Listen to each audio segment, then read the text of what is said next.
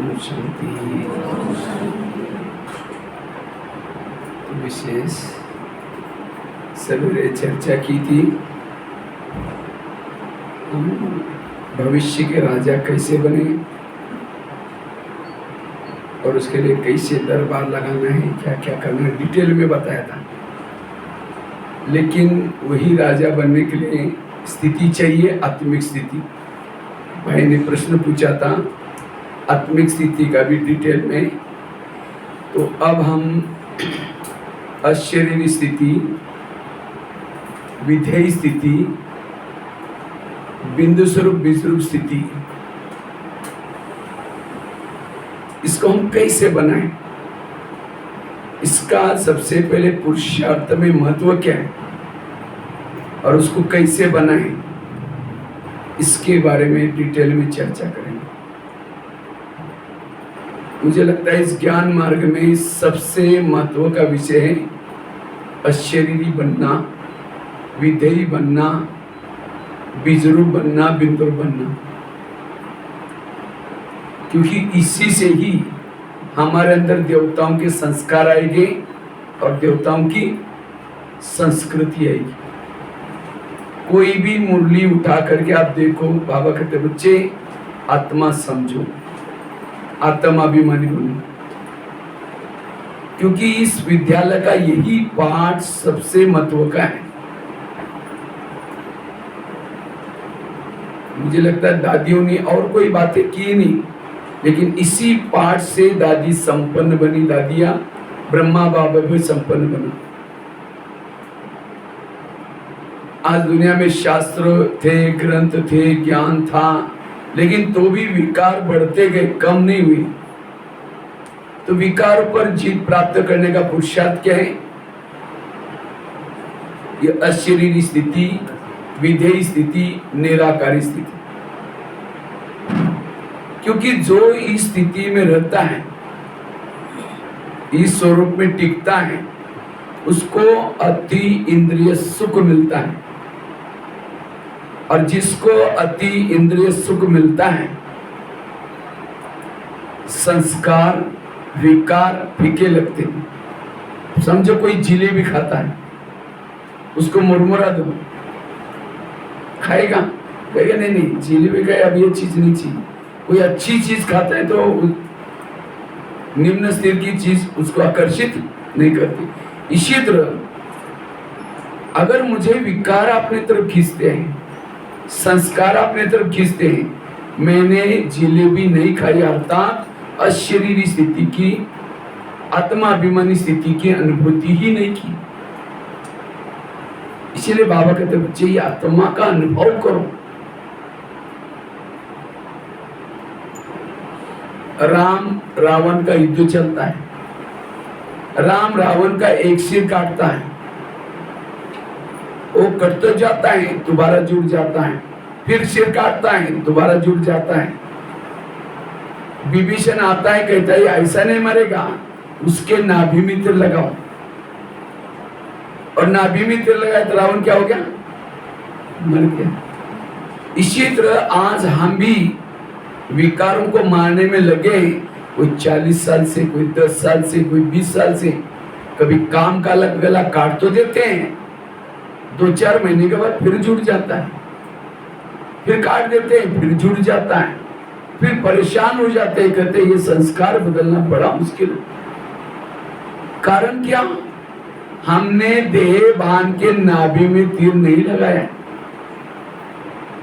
संस्कार के गले काटने में नहीं लगो, नाभि में तीर लगाओ, अर्थात इस अशरीरी विधेयी स्थिति की अनुभूति करो, ऑटोमेटिकली गले काटते जाएंगे। यह है शॉर्टकट का पुरुषार्थ। जैसे भूत कहाँ रहता है? अंधेरे में भूत रहता है। भूतों को प्यारा क्या है? अंधेरा। इसी तरह ये काम, क्रोध, लोभ, मोह, ये सारे विकार जहां देह का भान है, अंधेरा है, वहां निवास करते हैं। पहले जमाने में गांव-गांव में भूत रहते थे, लेकिन आजकल तो भूतों का नाम ही निशान खत्म हो गया। क्यों? सभी तरफ लाइट हो गई।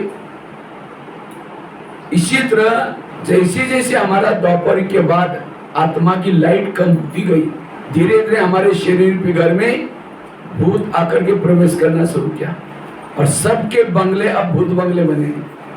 कब भूत क्या करेगा कोई भरोसा। तो इन भूतों को भगाना है, लाइट जला कर रखो। अब लाइट तो जलाई नहीं, ये कहते मेरा संस्कार बदलता नहीं, मेरा ये विकार खत्म नहीं होता। इसलिए बाबा कहते बच्चे ये आत्मा का पाठ पक्का करो, जीवन की सारी समस्याओं का समाधान है अशरीरी स्थिति, विधेय स्थिति। कोई भी आपको समस्या आती है, इस स्वरूप का अभ्यास करना शुरू करो, सारी समस्याओं का समाधान होगा। आज कई कहते मुझे सहन नहीं होता, सहन करने का पुरुषार्थ नहीं। बीज बोया, पानी डाला, वृक्ष आएगा, वृक्ष को क्या लगेगा, फल लगेगा। इसी तरह जिन्होंने ये आत्मा का बीज बोया, बार बार स्मृति का पानी दिया, उसके जीवन रूपी वृक्ष में सहन शक्ति, धैर्यता, सत्यता, सारे गुण ऑटोमेटिकली लगेंगे। तो एक दो गुणों का थोड़ी पुरुषार्थ करना है। इसीलिए बाबा कहते बच्चे ये आत्मा का अभ्यास करो, अशरीरी बनो। जो इस अशरीरी निराकारी स्वरूप में टिकता है, रात को सोया है, योग लगा रहेगा, रास्ते में चल रहा है, उसका योग लगा रहेगा। अशरीरी विधेय स्थिति में रहने वाला ये वो रेडी है, वो कभी भी जाने के लिए तैयार है। आजकल बाबा कहते बच्चे समय तेजी से आ रहा है, ये वो रेडी बनो। तो ये वो रेडी बनना मतलब अशरीरी स्थिति में रहना, क्योंकि भविष्य के जो पेपर होंगे 1 सेकंड के पेपर होंगे, और उस 1 सेकंड के पेपर में पास होने के लिए बहुत लंबा समय तक अशरीरी का अभ्यास चाहिए। जो इस अशरीरी विधेय स्वरूप में टिकता है, उसको किसी की कमियां नजर नहीं आएगी। अगर मुझे किसी की कमियां दिखती है, कमजोरियां दिखती है, और कहते इसको तो बदलना चाहिए, इसको तो सुधरना चाहिए, बदलना उसको नहीं, मैं देह के भान में आया इसलिए मुझे दोष दिखाई पड़ रहे, तो इसलिए मैं आत्मा के स्वरूप में टिकूंगा तो सब कुछ ठीक हो जाएगा। इस स्वरूप में टिकने वाला निरंतर सेवादारी है, उससे वाइब्रेशन फैलते जा रहे। इस स्वरूप में टिकने से वाणी में बल आएगा, दृष्टि में भी बल आएगा। इतना ही नहीं, आपके अंदर कैसे भी कड़े संस्कार हैं, आपके ऊपर अटैक नहीं करेंगे। सीता के सामने जब रावण आता है तो क्या करती है, एक माचिस तीली जला करके रखती है, रावण उसको टच भी नहीं करता। इसी तरह इस रावण के राज्य में रहते हैं, अगर रावण से बचना है तो क्या करो, ये आत्मा की तीली सदा जला करके रख दो। जिसकी आत्मा की तीली सदा जली है, रावण टच नहीं करेगा।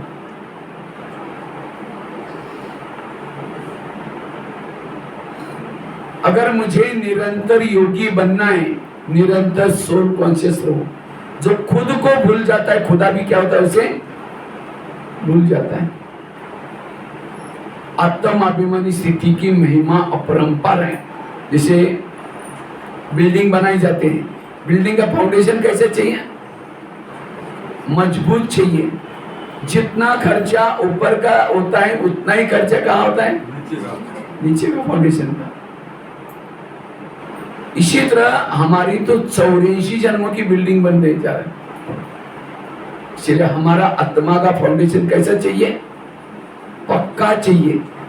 अगर इतना ये फाउंडेशन पक्का करेगा, बाकी ये तो फाउंडेशन ढीला है, तूफान आएगा, भूकंप आएगा, बिल्डिंग गिर जाएगी। इसी तरह जिसने आत्मा का अभ्यास किया नहीं है, सेवा कर रहा है, ज्ञान कर रहा है, योग लगा रहे हैं, कोई माया आएगी, तूफान आएगा, फेल हो जाएंगे। क्योंकि सोल कॉन्शियस नहीं है। इसलिए एक इसी अनुभव के गहराई में जाओ। एक शिष्य गुरु जी के पास जाता है, गुरु जी कहता है गुरु जी को कहता है, गुरु जी ये मैं भक्ति कर रहा हूँ, दान कर रहा हूँ, पुण्य कर रहा हूँ, ये सब किसी लिए कर रहा हूँ। उसको लगा गुरु जी कहेंगे तुम अगले जन्म में बहुत महान बनेंगे, ऐसा बनेंगे। तो गुरु जी कहता है तुम आत्मानुभूति करने के लिए कर रहे हैं। गुरु जी के लिए शिष्य को लगता है क्या बोल रहे हैं। उन्होंने गुरु जी को छोड़ के चले गए। फिर कुछ साल के बाद फिर वो शिष्य दोबारा आता है, कहता है गुरु जी मैं सब ये दान पुण्य तपस्या सब किसी लिए कर रहा हूँ। तो कहता है आत्मानुभूति करने। तो शिष्य को और गुस्सा आया, छोड़ के चला गया। कहते मैंने जो भी था गुरु जी को दिया, क्या अभी रह के फायदा क्या हुआ। एक पहाड़ी पर जाकर के सोचता है मैं सुसाइड करूँ। वहां जाते सोचते कि गुरु जी बार बार क्यों करे आत्मा का ये करने। तो क्या करता है वो ध्यानस्थ बस बैठता है तपस्या के लिए। तो कुछ समय के बाद उसको आत्मा का अनुभव होना शुरू हो जाता है। उसको बहुत सुख मिलता है, इतना सुख लगता है कि मुझे ये ना कुछ भी चाहिए। तब गुरु जी के पास आकर के कहता है गुरु जी आपने सही बोला। इसी तरह हम भी सब कुछ कर रहे हैं, सेवा कर रहे हैं, योग लग किसी लिए आत्मानुभूति के लिए। आत्मानुभूति हमारे पुरुषार्थ का मूल लक्ष्य है। हमारे दो लक्ष्य, एक संगम का लक्ष्य और दूसरा सत्युग का लक्ष्य। संगम का लक्ष्य क्या है? अशरीरी बनना, विधेयी बनना, बिंदुर बनना, विजुर बनना, निराकारी बनना। यह है संगम का लक्ष्य, जिसको ही बाबा के शब्द में बाबा कहते हैं बाप समान बनना। और सत्युग का लक्ष्य क्या है? देवी देवता बनना, उच्च पद प्राप्त करना। याद रखना है जो संगम के लक्ष्य तक पहुंचता है, सत्युग का लक्ष्य अपने आप मिल जाएगा। संगम के लक्ष्य की परिचय है भविष्य का लक्ष्य। मैं अशरीरी बना नहीं, विधेयी बना नहीं और सत्युग के बारे में सोच रहा हूँ। कोई कॉलेज का बच्चा किताब सामने लिया, कहता मैं आप कॉलेज पूरा करूंगा, शादी करूंगा, गाड़ी लूंगा, फिर नौकरी करूंगा, विदेश घूमने के लिए जाऊंगा, फिर ये करूंगा। सोच रहा है रोज, और अचानक वो परीक्षा में फेल हो गया, उसके सारे प्लान कैंसल। इसी तरह हम योग लगाने के बजाय, अशरीरी बनने के बजाय सत्युग कब आएगा, कृष्ण कब जन्म लेगा, फिर क्या होगा, मैं कौन सी इसमें आऊंगा, ये वेस्ट। ये हमारे आउट ऑफ सिलेबस। हमारा सिलेबस केवल अशरीरी बनना, विधेयी बनना यही है, बाकी हमारा कोई बात है नहीं। इसलिए बाबा कहते इसका अनुभव करो। तो इस अशरीरी का विधेय का हम अनुभव कैसे करें, या भी आज तक आपको महत्व गिना रहा था। अशरीरी का बहुत बड़ा महत्व है, और जो ये फाउंडेशन पक्का करता है उसकी सारी समस्याएं आज कहीं कहती योग नहीं लगता। क्यों नहीं लगता? एक भाई मुझे क्वेश्चन पूछा, कहता भाई साहब अगर कोई आग के पास जाएगा तो क्या हो जाएगा?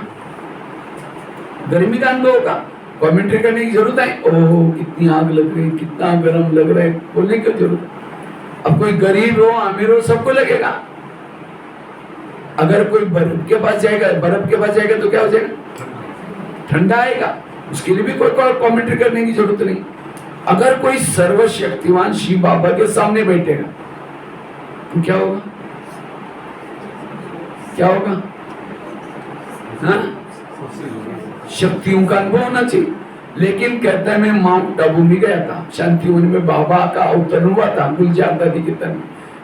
बाबा 4 घंटा डायमंड हॉल में स्टेज पर बैठे थे, और कहता मैं बहनों से जुगाड़ लगा करके कोशिश करके स्टेज के नजदीक जगह लिया था, लेकिन मुझे कोई अनुभव नहीं हुआ, ना शक्ति का ना शांति का।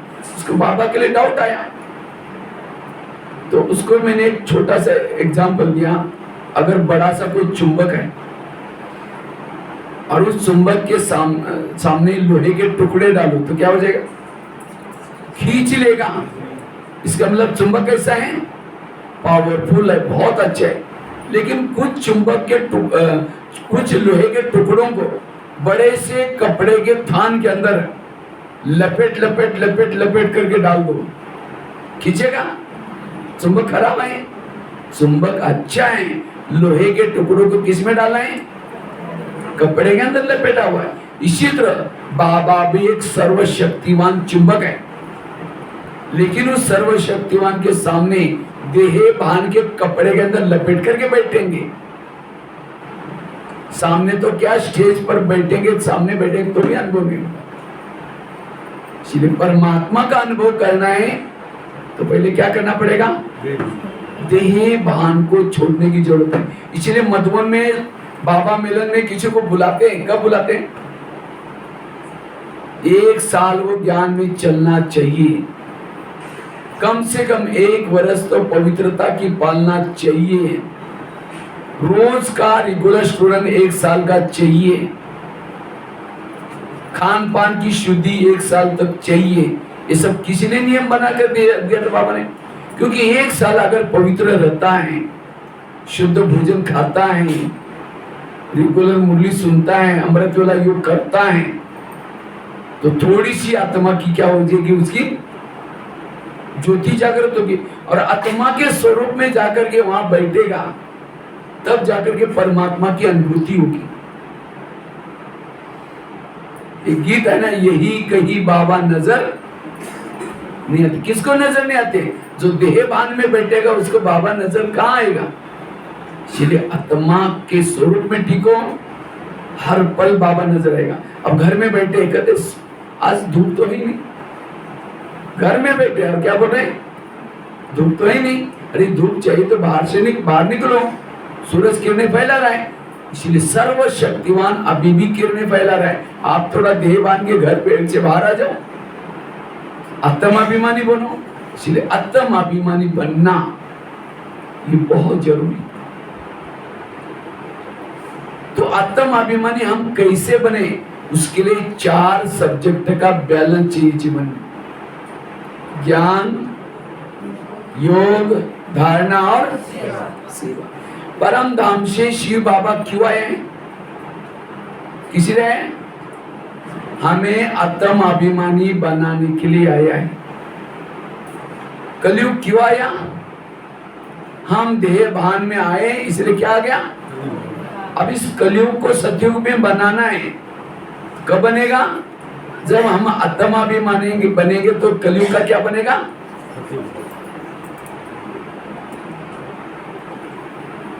ये 4 सब्जेक्ट बाबा ने रखे। कौन से? ज्ञान, योग, धारणा और ये सब किसी लिए? कई कहते हैं जब से मैं ज्ञान में आया हूं मैंने कभी भी मुरली मिस नहीं किया, सभी मुरली में सुनता हूं, रोज मुरली सुनता हूं। अगर वो मुरली सुनता है तो भान कौन सा चाहिए? आत्मा का भान चाहिए। अगर मुरली सुनने के बाद फिर भी मेरा आत्मा का भान नहीं है, मुरली उसकी सुनने तक आई, धारणा में नहीं है। जिसके पास ज्ञान के अथाह पॉइंट है वो क्या स्वरूप में रहेगा? पॉइंट स्वरूप में रहेगा। आज कई कहते मैं रोज योग करता हूं। अगर योग करता है तो भान कौन सा चाहिए? आत्मा का भान चाहिए। अगर योग लगाने के बाद भी मेरा आत्मा का भान नहीं है, शरीर बैठा था, मन बुद्धि कहीं बाहर भटक रही थी, वो परमात्मा के पास नहीं गया था मन बुद्धि। आज कई कहते मैं जब से ज्ञान में आया मेरी धारणा पक्की है, मैं बाहर का भोजन कभी नहीं खाता हूँ, शुद्ध भोजन खाता हूँ, पवित्रता का पालन। अगर धारणा है तो भान कौन सा चाहिए? आत्मा का भान चाहिए। आत्मा का भान नहीं है, इसका मतलब धारणा केवल दिखावटी है। कई कहते जब से मैं ज्ञान में जीवन में बहुत सेवाएं की। सेवाएं क्यों की जाती है? सेवाओं से दुआएं मिलती है और दुआओं से हल्केपन होता है, आत्मा की अनुभूति होती है। सेवा करने के बाद फिर भी मेरी आत्मिक स्थिति नहीं है, वो सेवा नाम मान श्यान की है, दिखावटी है। ये जो 4 सब्जेक्ट रखे किसी लिए रखे? आत्माभिमानी बनाने के लिए रखे। इसलिए मेरा दीपक सदा जगता रहे। इसे अंधेरे में कोई चल रहा है और उसके पास दीपक नहीं है, टॉर्च नहीं है, उसको कैसा लगेगा? डर लगेगा। उसको लगेगा मैं पता नहीं राइट जा रहा हूं या रॉन्ग जा रहा हूं, पता नहीं खड्डा है या क्या है। उसका मनोबल कमजोर होगा। और जिसके बाद दीपक है, वो दीपक वाला क्या करेगा? हिम्मत से जाएगा। उसको पता है कि मैं जो कर रहा हूं ठीक कर रहा हूं। इसी तरह आत्म अभिमानी वाला जो करेगा, जो देखेगा, जो कर्म करेगा, एकदम राइट करेगा। इसलिए बाबा कहते हैं बच्चे आत्मा, ये 4 सब्जेक्ट का जिसने बैलेंस रखा वो आत्म अभिमानी बनेंगे। दूसरी बात आई, मुझे अशरीरी बनना है, विधेयी बनना है, निराकारी स्वरूप का अभ्यास करना है। उसके लिए पवित्रता की धारणा मस्ट इंपॉर्टेंट है। क्यों? पवित्रता और आत्माभिमानी क्या कनेक्शन क्या है? पहले जमाने में एक दिया आता था, पता नहीं यहाँ क्या बोलते आप लोग, त्रिकोण ऐसा एक दिया टीन का बना रहता था, उसके अंदर केरोसिन डालते थे। चिमनी, राइट, मराठी में भी चिमनी बोलते हैं। तो चिमनी होती है, उसके अंदर केरोसिन डालते हैं, माचिस लगाओ, फ्लेम जलती है। पहले जब लाइट नहीं रहती थी वही उसी से कारोबार चलता। चिमनी के अंदर तेल है, इसलिए क्या हो रहा है? वो फ्लेम जल रहा है। अगर योग में बैठेंगे, योगी के चारों तरफ से बैकग्राउंड बनाओ, क्या आएगा? योगी एक चिमनी है और इस चिमनी के अंदर तेल क्या है? पवित्रता। अगर इस दिए के अंदर तेल ही नहीं है, एक पांव पर खड़ा होकर के कहो कि मैं आत्मा हूं, आत्मा हूं, आत्मा हूं, सिर दर्द हो जाएगा, आत्मा का अनुभव नहीं होगा। जिसके पास जितनी पवित्रता अधिक है, कहने की भी जरूरत नहीं कि मैं आत्मा हूं, ऑटोमेटिकली दीपक जलता रहेगा। इसलिए अगर मुझे आत्माभिमानी बनना है, पवित्रता को संभाल करके रखना है। और केवल पवित्र रहने से नहीं चलेगा। फिर आप कहेंगे सन्यासी है वो भी आत्माभिमानी, वो भी पवित्र है। आत्माभिमानी बनने से, पवित्रता से नहीं चलेगा। जैसे चिमनी के अंदर तेल है लेकिन बीच में बाती नहीं है, माचिस लगाओ जलेगी? क्यों? बाती का काम क्या होता है? नीचे जो तेल है उसको कहां तक पहुंचाते हैं? फ्लेम तक। इसी तरह हम पवित्र हैं लेकिन स्मृति में नहीं रहते। स्मृति है बाती। बाबा क्यों कहते हैं बच्चे ध्यान ऊपर लगाओ, मुझे ऊपर ही याद करो, यहां याद नहीं करना। याद क्या करना है?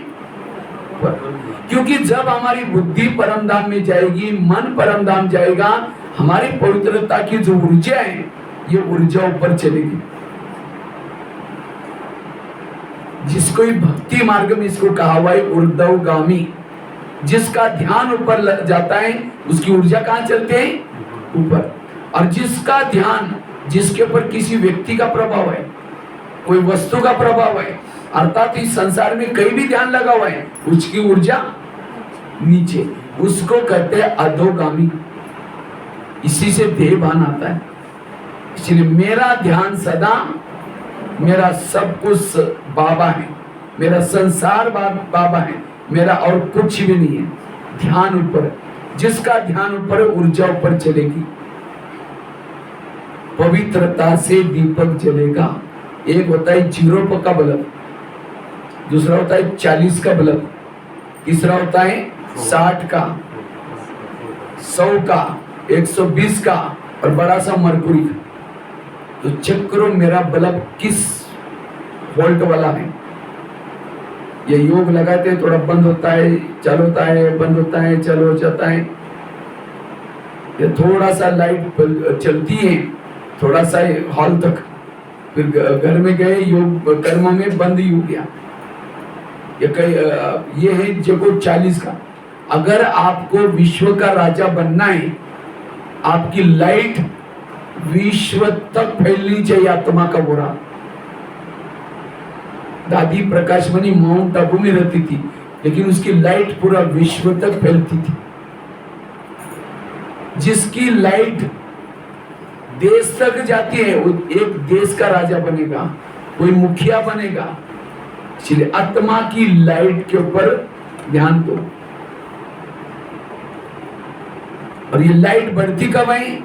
थोड़ा अमृत वाला अच्छा किया, लाइट थोड़ी बढ़ गई। मुरली सुनी, लाइट बढ़ गई। याद में भोजन खाया, लाइट बढ़ गई। पर चिंतन किया, लाइट कम हो गई। गुस्सा किया, लाइट कम हो गई। अब मुझे कोई ऐसा काम नहीं करना मेरी आत्मा की लाइट कम हो जाए, ओरे को बढ़ाता जाना है। और सत्युग में जो शादी की सिस्टम है, सगाई कैसी होती है? पति का ओरा और पत्नी का ओरा, ओरा अगर समान है दोनों की शादी होती है। क्योंकि जिसका ओरा समान है संस्कार मिलेंगे। और आप लोग ओरे को देखते नहीं है, और इसीलिए उसका ओरा अलग है, उसका अलग है, इसीलिए संस्कारों में टकराव होता है। तो चेक करो मेरा ओरा, आत्मा की लाइट कहां तक है। पवित्रता की धारणा जरूरी है, और केवल पवित्र ब्रह्मचर्य की बात नहीं। जैसे बाजू में जमीन रुकी सुखी है और वहां डैम डाला हरा भरा करने के लिए, डैम डाला लेकिन डैम को छेद है तो क्या हो जाएगा? पानी। इसी तरह बाबा ने भी हमारे जीवन रूपी खेती को हरा भरा बनाने के लिए पवित्रता का डैम डाला, लेकिन अगर उसको छेद है पर चिंतन करने का, व्यर्थ सोचने का ऊर्जा निकल जाएगी। मैं देखता हूँ कई भाई बहने, कई माताएं भाई है पवित्र ब्रह्मचारी हैं, लेकिन चेहरा मरा पड़ा, चेहरे में कोई रौनक नहीं है। इसका मतलब वो है पवित्र, लेकिन अंदर निगेटिविटी चल रही है।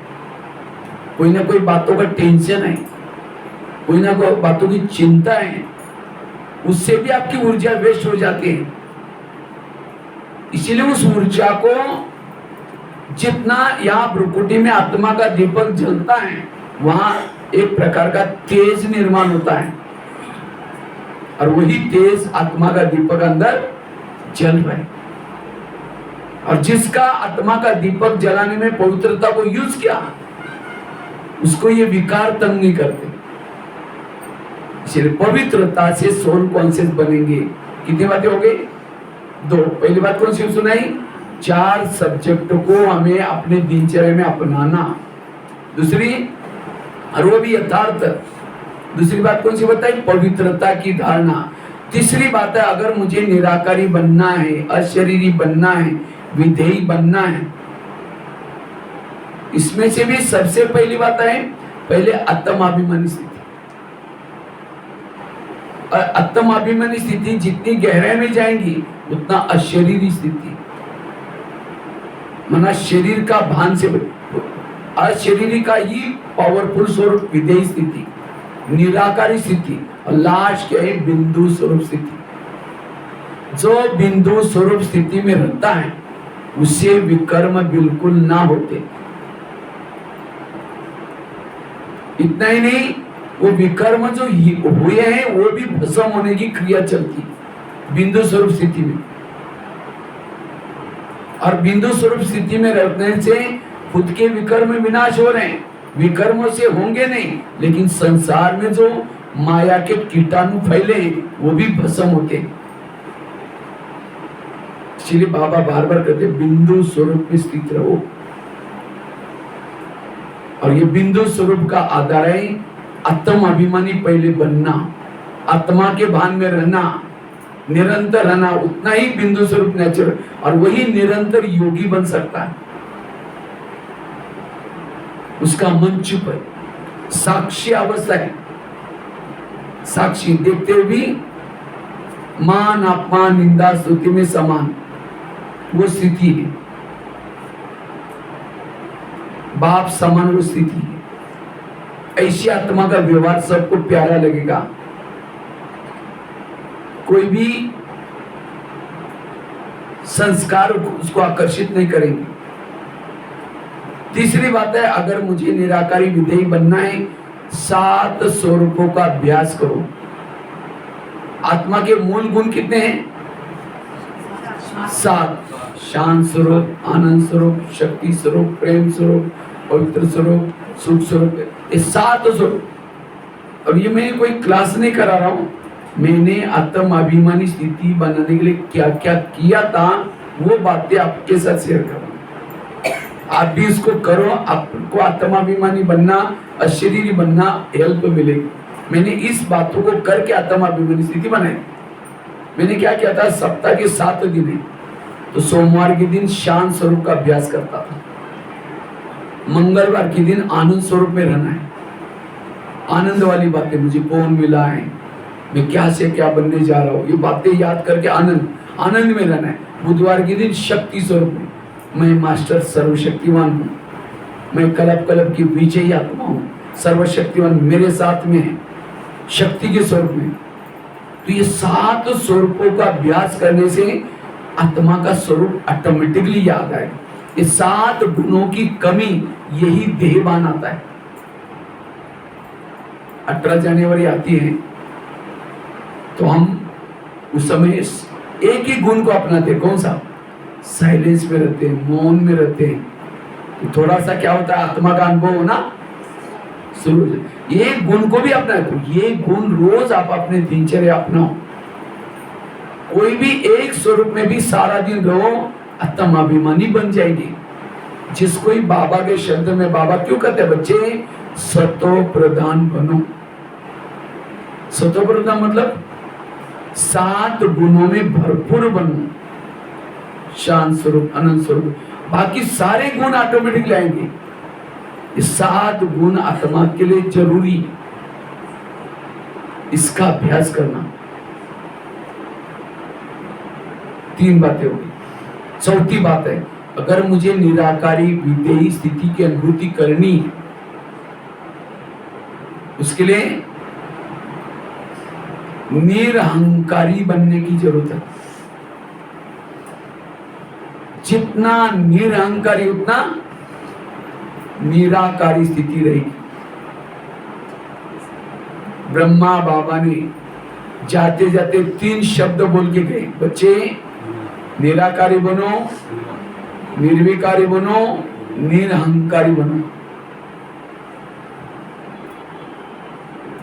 लेकिन आजकल हर एक के अंदर ईगो डेवलप हो रहा है। टेबल के पांव कितने होते हैं? 4। अगर एक ही पांव है बाकी 3 नहीं तो टेबल गिर जाएगा। इसी तरह जैसे आजकल दुनिया के लोगों को अभिमान हो रहे हैं, तनाव आ रहा है। तनाव किसको आता है? जिसके अंदर अभिमान है उसको तनाव आता है। और अभिमान क्यों आ रहा है? क्योंकि जब विद्यार्थी जीवन में वो थे, विद्यार्थी जीवन में आजकल स्कूलों में क्या करते हैं, केवल एक पाव डेवलप करते हैं, कौन सा? IQ. IQ means intelligent question board. माँ कहते तुम पढ़, खेलो नहीं तुम पढ़। अब टीचर कहता तुम पढ़, ट्यूशन लगा दे। माँ बाप भी पीछे पड़े, टीचर भी पीछे पड़ा, किसके लिए? आईक्यू डेवलप करने के। और जिसकी आईक्यू ज्यादा है, ज्यादा मार्क है, कहता मैं सब कुछ जानता हूँ, मैं होशियार हूँ, सबसे ज्यादा मेरे मार्क है, वो भविष्य में किसी की भी नहीं मानेगा। क्यों? उसकी आईक्यू डेवलप है। रावण बहुत होशियार था, रावण की सोने की लंका थी, लेकिन रावण में क्या था? अहंकार, और इसीलिए पूरा परिवार को लेकर खत्म हो गया। इसीलिए आज का इंसान ऐसे क्यों कर रहे हैं? क्योंकि केवल आईक्यू डेवलप की जा रही है। और विद्या का गायन क्या है? विद्या विनम्र शोभत। विद्या ने क्या नहीं चाहिए?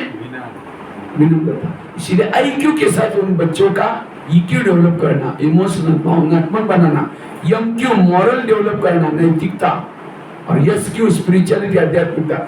जिन बच्चों के बचपन में आईक्यू, ईक्यू, एमक्यू और एसक्यू ये चारों को डेवलप करेंगे तब विनम्रता आएगी। इसी तरह इस ज्ञान मार्ग में भी जिसके 4 सब्जेक्ट अच्छे हैं, ज्ञान, योग, धारणा और सेवा, वही विनम्र बनता है।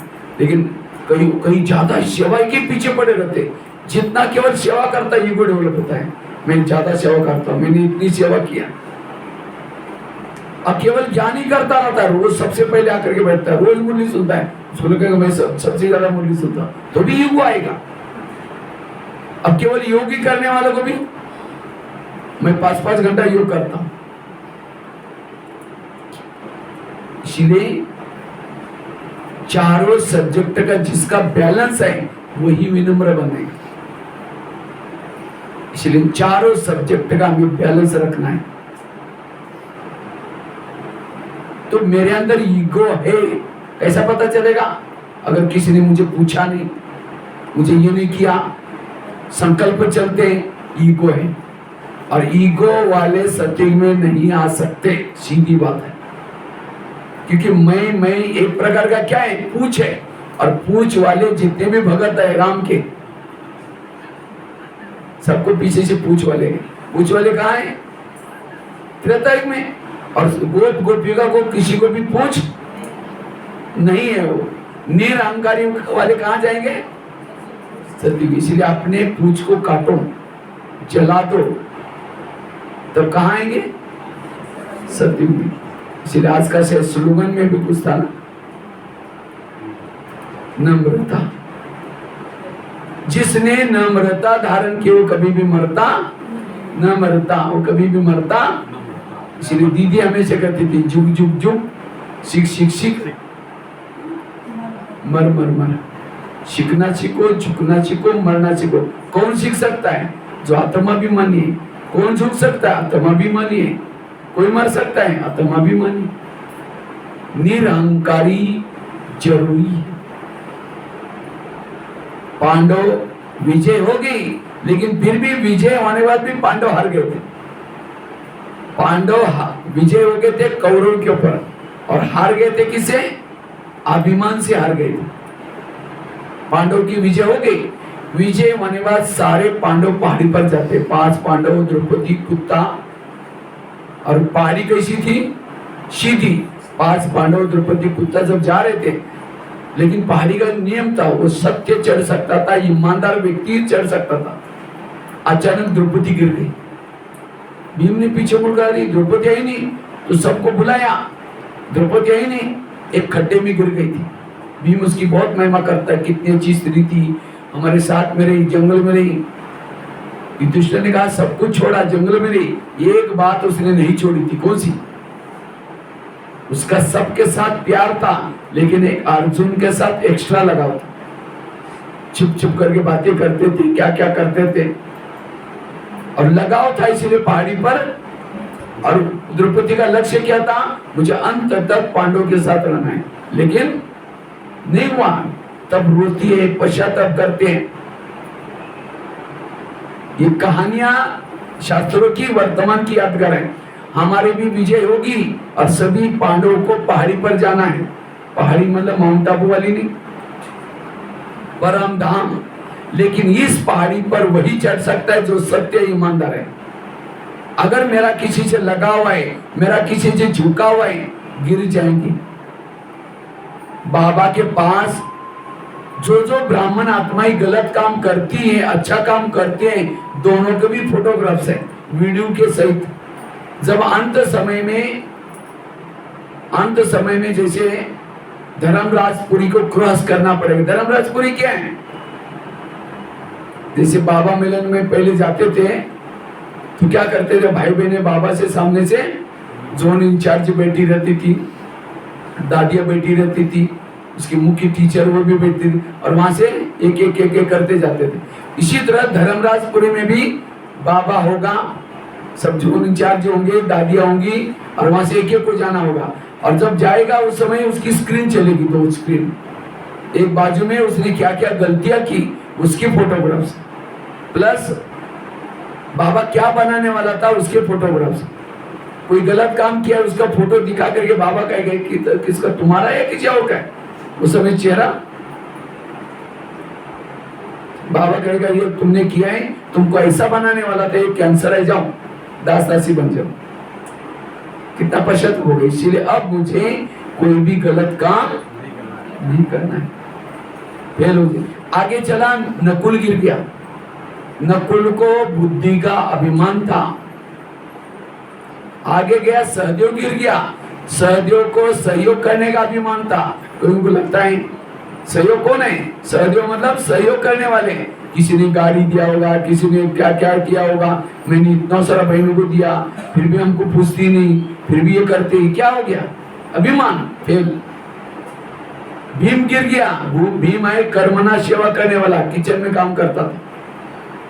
मैंने इतना सारा किया, मैंने ये किया। और अर्जुन भी गिर गया। अर्जुन ने बहुत तीर, मैंने इतने जिज्ञासु के, मैंने इतना लोगों को ज्ञान सुनाया, अगर उसका अभिमान है तो भी फेल। और केवल विजय कौन बना? युधिष्ठिर। ये सारी बातें वर्तमान की याद कराएं। इसलिए बाबा कहते बच्चे क्या बनो? निरहंकारी बनो। जितना निरहंकारी, कैसी स्थिति बनेगी? अशरीरी विधि। क्योंकि निरहंकारी बनने से हमारे संकल्प नहीं चलते। निरहंकारी वाले के संकल्प मान में, अपमान में चुप रहता है मन, और जिसका मन चुप उसकी शक्तियां बसती। इसलिए निरहंकारी बनना। हमारे पास जो भी कला है, विशल, जैसे बाबा का कोई बच्चा बनता है, बाबा क्या करता है? उसका भाग्य बनाने के लिए उसके अंदर विशेषता और गुण भरता है। लेकिन कभी कभी उन गुणों की महिमा होती है, विशेषता की महिमा होती है, अभिमान जागृत होना शुरू हो जाता है। मैंने किया, मैं करता हूं। जो मैं करेगा वो पूछे जाएगा द्वापर में, लेकिन उसके सामने देवी क्या मांग रहे हैं? मैं मांग रहे, बकरा मांग रहे, कि उसने मैं पर नहीं छोड़ा, इसलिए मैं पर बकरी का भोग लगेगा। और किसी देवी को सातवीं भोग, सारा यादगार बनता है। इसलिए निरहंकार। मुझे याद है, मैं जब शुरू में ज्ञान में आया था तो फटा हुआ कुर्ता पहन करके, क्योंकि मैं गांव से आया था, रद्दी में मुझे किताब मिला था। 11 साल तक मैं स्कूल भी नहीं गया था। और हम तो लौकिक में जब ऐसे परिवार में रहते थे, 2-2, 3-3 महीना स्नान भी नहीं करते थे। सही बात बताया। एक बार कुर्ता पहन लिया, फाटने के बाद ही निकल जाता था। ऐसी स्थिति थी। जब 11 साल के बाद स्कूल में गए, टीचर ने कहा पहले क्यों नहीं आया? हमने कहा सर मुझे पता नहीं। कहा कि कोई बात नहीं, कल से आओ। जाना शुरू किया, 5वीं कक्षा में बिठाया। रोज जब जाना शुरू किया, घर वालों ने मना किया, अपने पैसे ने नहीं जाना। मैंने कहा मैं बिना पैसे का पढ़ूंगा। तो रद्दी से डायरी लाते थे, पानी से धुलाई करके फिर लिखते थे। सवेरे सवेरे नीम के बीज इकट्ठे करते थे, उसको बेचते थे। ऐसे करके पढ़ाई किया। 10वीं 11वीं ITI का कोर्स अगर तब चप्पल पहनी हुई, कभी चप्पल भी नहीं पहनते। लेकिन जब उसी रद्दी में एक दिन बाबा का किताब मिला, ब्रह्मा कुमारी का, और उसी से ज्ञान में आए। 10वीं में बोर्ड में फर्स्ट नंबर लिया। 10वीं के बाद ITI का कोर्स किया, तो वहीं गीता पाठशाला थी, रोज जाता था। मैं आता था जब गीता पाठशाला में, सबसे लास्ट में बैठता था और चुपचाप बैठता था। फटा हुआ कुर्ता था मेरा, ऐसा पकड़ करके शर्म के मारे में बैठता था, हाफ चड्डी पहन के। तो कभी कभी बहनें आती थी सेंटर पर क्लास कराने के लिए, कहती थी बेचारा गरीब बच्चा भी रोज आता है, पता नहीं सत्य में आएगा नहीं, ये कुछ बोलता भी नहीं, किसी से बात भी नहीं करता। लेकिन जिस दिन में सेंटर पर गीता पाठशाला में पहुंचा था पहले दिन, उसी दिन आत्म अभिमानी की मुरली चली थी। पूरी मुरली उसी के प्रति, बच्चे तुम आत्मा हो, तुम आत्मा अभिमानी हो, तो आत्मा समझो, आत्मा का पाठ पक्का करो। मैं वहां से बाहर गया, उसी दिन उस शहर पर मेला लगा था। मेला मैं गया, अपने हाथ पर लिख दिया मैं आत्मा हूँ। अभी भी लिखा पड़ा हुआ है, 85 में लिखा था मैं आत्मा हूँ। 85 यहाँ भी लिखा हूँ मैं आत्मा। मैंने और कुछ पुरुषार्थ नहीं किया, इसी के पीछे मेहनत की। और इसी मेहनत से जब मैं कभी बहनों को कहा बहन जी मुझे मधुबन भी जाना है, मधुबन सेवा करते, तुम तो पत्थर है, तुम कुछ करते नहीं, तुमको क्या हो, तुम क्या कर सकते हो? तुम्हारे को मैं बोल सकता था, कोई कला ही नहीं थी। लेकिन मैंने आत्मा का पाठ पक्का किया और करते करते आज इतनी सारी कलाई बाबा ने भर दी। अब 2-2, 3-3 साल के लिए प्रोग्राम बुकिंग रहते, इतने बड़ा विशेषता था। मैं 2 शब्द नहीं बोल सकता था, लेकिन मैंने जो आत्मा का अभ्यास किया, जो अनुभव हो गया, वो अनुभव ही सुनाता हूं, ये मेरे पास ज्ञान हो गया। इसलिए आत्मा अनुभव बहुत जरूरी। इसलिए निरंकार, मैंने तो अपने जीवन में निरंकारी बनने के लिए एक एग्जाम्पल याद रखा। एक व्यक्ति ने मकान बना रहा था, बहुत बड़ा मकान बनाया। जैसा मकान बन गया, अब उसको लगता है बहुत खर्चा हुआ, अब दूसरा पुराना सामान कैसे शिफ्ट करो, पैसा चाहिए उसके लिए। उन्होंने गधा भी पाला था, सोचा चलो गधे के ऊपर रख देते हैं।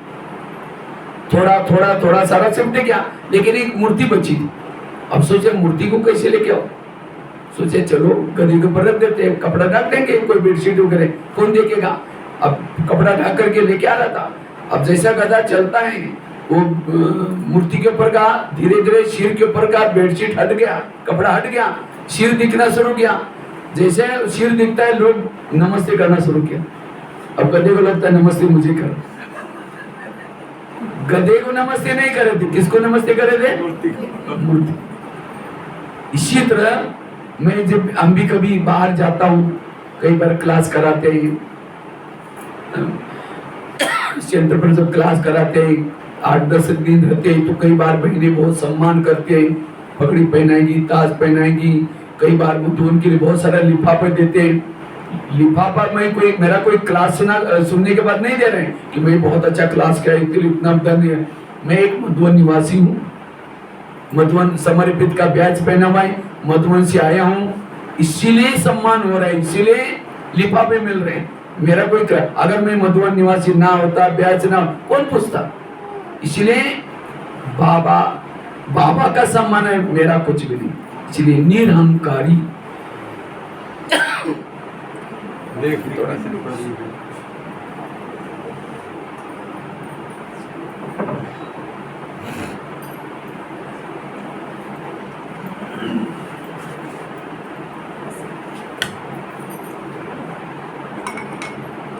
इसलिए बाबा कहते हैं निरहंकारी बनो। जितना निरहंकारी बनेगी आपकी स्थिति निराकारी ऑटोमेटिकली बनती जाएगी, क्योंकि निरहंकारी स्थिति में संकल्प नहीं चलते। हर समय समझो बाबा कराता है, बाबा ने, मैं कुछ नहीं करता हूँ। मैं तो सोचता बाबा ने मेरे पर इतने उपकार किया, इतनी सारी कलाई भर दी, इतनी सारी विशेषता भर दी, लास्ट के जन्म में नाम भी कितना अच्छा दिया भगवान को। इसलिए भगवान ने अपना भाई बनाया, कितनी बड़ी विशेषता। इसलिए किस चीज का अभिमान? मैं अपने आप को कभी समझा रहे, तुम तो हिंदी भाषा नहीं जानते थे, ना खाना बनाने जानते थे, कुछ नहीं जानते थे। एक एक कला ही बाबा ने भर दी, बोलने की कला भर दी, सब भाग्य बनाने के लिए। पॉपेट शाह जी शायद याद किया था बाबा ने मुगले में, पॉपेट शो। पॉपेट शो को क्या करते हैं, वो पीछे पर्दा एक होता है, पर्दे की खासकर राजस्थान में ज्यादा चलता है। तो पर्दे के पीछे कोई व्यक्ति बैठता है और उंगलियों को धागे, महीन धागे होते हैं, दिखते नहीं आंखों से, धागे होते हैं, और वो क्या करते हैं, उंगलियों से नचाते हैं, और वो कठपुतली क्या करते हैं, डांस करते हैं ऐसे। और कठपुतली का डांस करके कोई ताली बजाए, वाह कितनी अच्छी डांस करे, तो उनको अभिमान है, वाह मेरा डांस देख करके लोग तालियां बजा रहे हैं। अब खींचने वाला कहेगा अच्छा ठीक है तुम ही कर लेना, वो खींचेगा नहीं तो वही लटक जाएगी। इसी तरह हम सभी कौन है, कठपुतली है, ऊपर बैठा है पर्दे के पीछे, वो दिखता नहीं, चलाने वाला। सेवा करने के लिए लेके जाता है, बोलवाता है, सारा कुछ करता है, लेकिन सेवा करने के बाद जब महिमा होते हैं, मैंने बहुत अच्छा किया, मैं बहुत अच्छा किया, वो कहेगा ठीक है अगले बार तुम ही कर लेना। इसलिए कोई बात का अभिमान ना है, बाबा ने कराया, बाबा कराता है, बाबा। ये निरहंकारी स्थिति ही हमें क्या बनाएगी, निराकारी स्थिति बनाएगी। तो कोई भी प्रकार का अभिमान, जैसे पांडवों की विजय होगी, और विजय होने पांडव आपस में लड़ने लगे। कहते युद्ध से पहले, एक युद्ध के पहले की घटना आपको सुनाता हूँ। युद्ध से पहले क्या होता है, बारबरिक इसका पोतरा था, भीम का पोतरा, घटोत्कच का बच्चा, वो सब लिखा हुआ है, संगम की बातें लिखी है सर। तो वो क्या करता है, वो भी युद्ध करने के लिए आता है, लेकिन वो उसको एक देवी का वरदान था, कहता है मैं उसके साथ युद्ध करूंगा जिनकी हार होगी, क्योंकि उसको एक देवी का वरदान था, अगर तुम उसके साथ लड़ोगे कमजोरों के साथ तो तुम्हें कोई हरा नहीं सकेगा। तो पांडव तो कृष्ण साथ में था, और कौरव कैसे थे, कमजोर थे, तो उसके साथ युद्ध करने के लिए जाता है। लेकिन जब जाता है, कृष्ण का अंतर्ध्यान से पता चला वो आने वाला है, उसको लगता है अगर वो आएगा ना इनकी हार होगी, इनकी ना हार होगी। तो कृष्ण ब्राह्मण के वेश में जाता है और एक पेड़ के नीचे बैठता है और बैठ करके तो माला पहनता है। उतने में जब वो जाता है, कहता राजन तुम युद्ध करने के लिए जा रहे हैं, थोड़ा दान पुण्य करके जाओ। अब बारबरी को लगता है ब्राह्मण है, क्या मांगेगा, जमीन मांगेगा, गाय मांगेगा, कुछ मांगेगा। कहता है ब्राह्मण तुमको क्या चाहिए बताओ। वो कहता है जो मांगेंगे मैं देंगे। हाँ जो चाहिए दे दूंगा, मेरा वचन है। कहता आपका शीर चाहिए। जब शीर मांगा तो लगा कि ये तो कोई ब्राह्मण नहीं है। बोला मैंने तो वचन दिया, अभी मैं फंसा हूं, लेकिन आप कौन है? तो कृष्ण अपना ओरिजिनल स्वरूप कहा कि आपने मेरे साथ ऐसा, चलो मेरा वचन दिया, लेकिन मेरे की इच्छा है, मुझे वो युद्ध देखना है। कहता है ठीक है। शीर काट करके दे दिया। उसने क्या किया, इसको लगा दिया। और जब युद्ध होता है, युद्ध होने के बाद जब लास्ट में विजय हो गई पांडव की, विजय होने के बाद आपस में लड़ते हैं। मेरे भीम कहता है मेरे गदा के कारण विजय हो गए। अर्जुन कहता है तुम्हारी गदा तो कुछ नहीं, मेरे तीर। वो कहता है मेरी गदा, वो कहता है मेरे तीर। उस समय वो शीर क्या करता है, जोर से हंसता है। अरे कहा ना तुम्हारी गदा थी ना तुम्हारे तीर थे। मैं देखता था एक चक्र घूमता था और चक्र जाता था, गले काटता था। मैं पूरा युद्ध में चक्र को ही देखा। सारे जो युद्ध जीता है किसने देखा है? चक्र सुदर्शन चक्रधारी नहीं थे। भले तुम्हारी गदा चलती थी, उसके सामने चक्र रहता था। भले तुम्हारे सामने तीर था, उसके सामने चक्र था।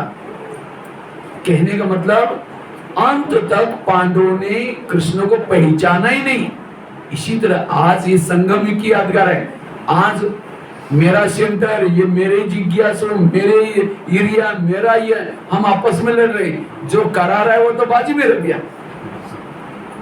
अगर हम ज्ञान में ना होते, बाबा हमारे साथ ना होता, एक दिन भी पवित्र रखे दिखाओ, एक दिन भी आप ब्रह्मचर्य का पालन नहीं कर सकते।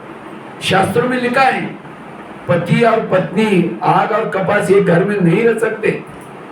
लेकिन आज असंभव बातों को संभव कौन है साथ में? इसलिए बाबा करा रहा है। बाबा उस भोलेनाथ को जो पीछे रक्षा करा उसको कभी ना भूलो। इसलिए सदा निरहंकारी बनना। निरहंकारी वाला हर परिस्थिति में हर व्यक्ति के साथ अड़चन होकर के चलता है। निरहंकारी वाला मन चुप। आकाश के चंद्रमा को पानी में देखना है। पानी कैसा चाहिए? स्थिर, मन स्थिर चाहिए। तो कितनी बातें हो गई? ये प्रैक्टिकल बातें। अगर ये नहीं है आप सोल कॉन्शियस नहीं बन सकेंगे। पहली बात कौन सी बताई? चार सब्जेक्ट का बैलेंस। दूसरी कौन सी बताई? पवित्रता की धारणा। तीसरी कौन सी बताई? सात स्वरूपों का अभ्यास। और चौथी बताई निरहंकारी बनना।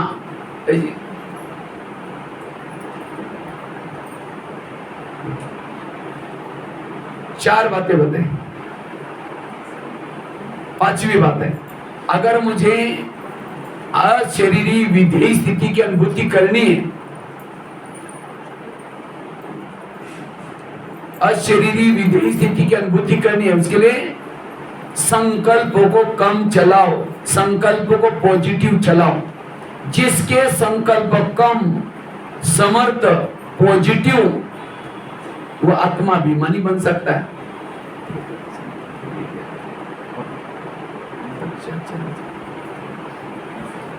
कितने चाहिए?